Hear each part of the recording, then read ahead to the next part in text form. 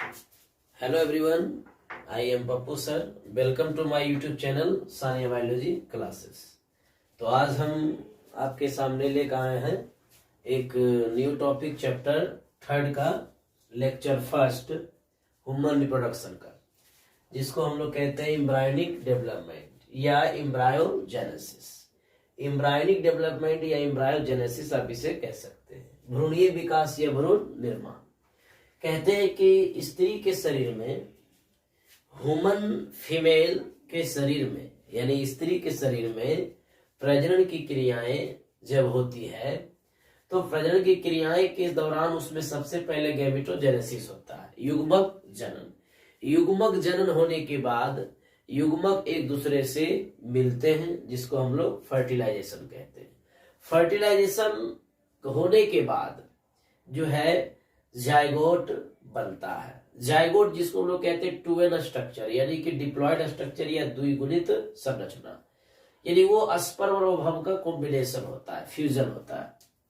तो जाइगोट बनने के बाद जाइगोट में लगातार जो विभाजन होती है जिससे इम्ब्रियो बनता है, तो इम्ब्रियो का निर्माण ही एम्ब्रायोजेनेसिस कहलाता है या एम्ब्रायोनिक डेवलपमेंट कहलाता है। तो एक लाइन में आप इसे कह सकते हैं कि भ्रूणीय विकास क्या है।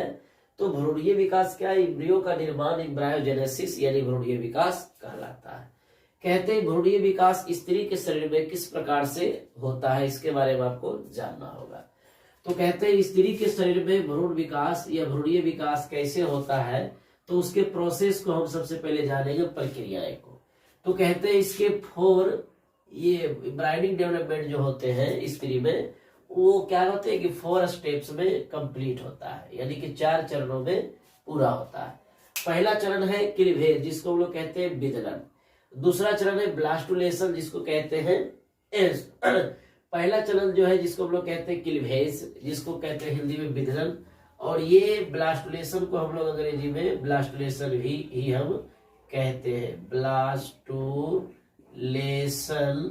ही इसको कहा जाता है, ठीक है ना।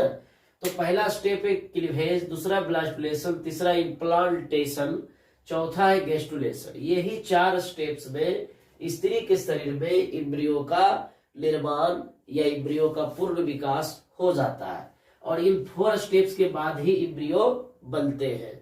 आप कहिएगा कि सर इम्ब्रियो का निर्माण एम्ब्रायोजेनेसिस कहलाता है, तो एम्ब्रायोजेनेसिस के 4 स्टेप्स है, ठीक बात।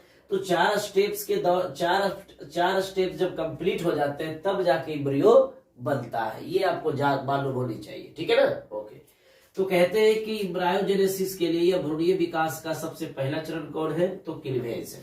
क्लीवेज में क्या होता है, तो जाइगोट जो फर्टिलाइजेशन में बना था, जाइगोट में जब तेजी से माइटोसिस यानी कि समसूत्री विभाजन होती है तो उसको क्या बोलते हैं, क्लीवेज कहते हैं।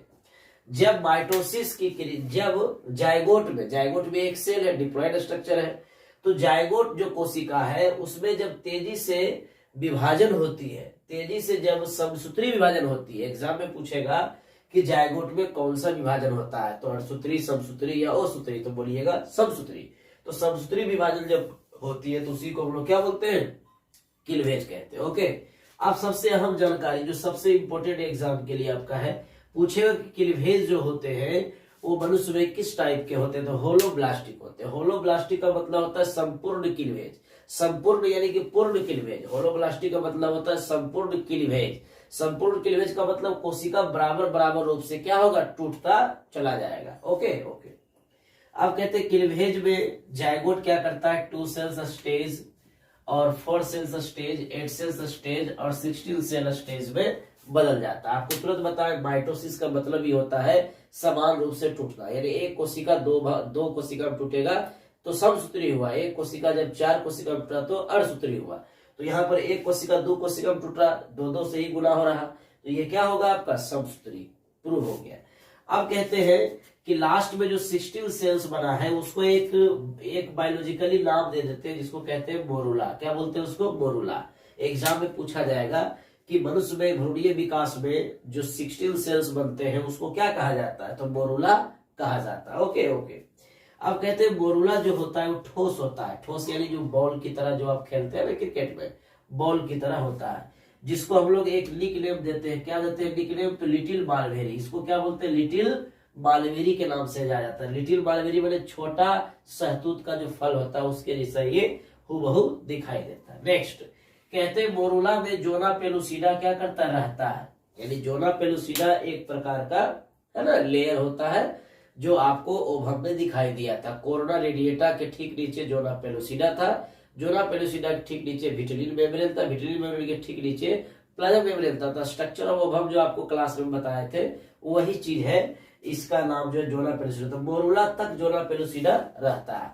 तो ये सारे टर्म जो भी है वो सभी आप अपने कॉपी में उतार लेंगे और नेक्स्ट लेक्चर आपको नेक्स्ट वीडियो में दिया जाएगा। इसके लिए अभी के इतना ही नेक्स्ट वीडियो में आपको बताया जाएगा। और मेरे चैनल को सब्सक्राइब और शेयर जरूर करें कि ताकि जितने भी आपके फ्रेंड्स हैं उस तक पहुंच सके और सभी लोगों को इस कोविड-19 के महामारी से गुजरते हुए पढ़ाई में किसी प्रकार की कोई प्रॉब्लम कॉम्प्लिकेशन नहीं होगी। Okay, thank you.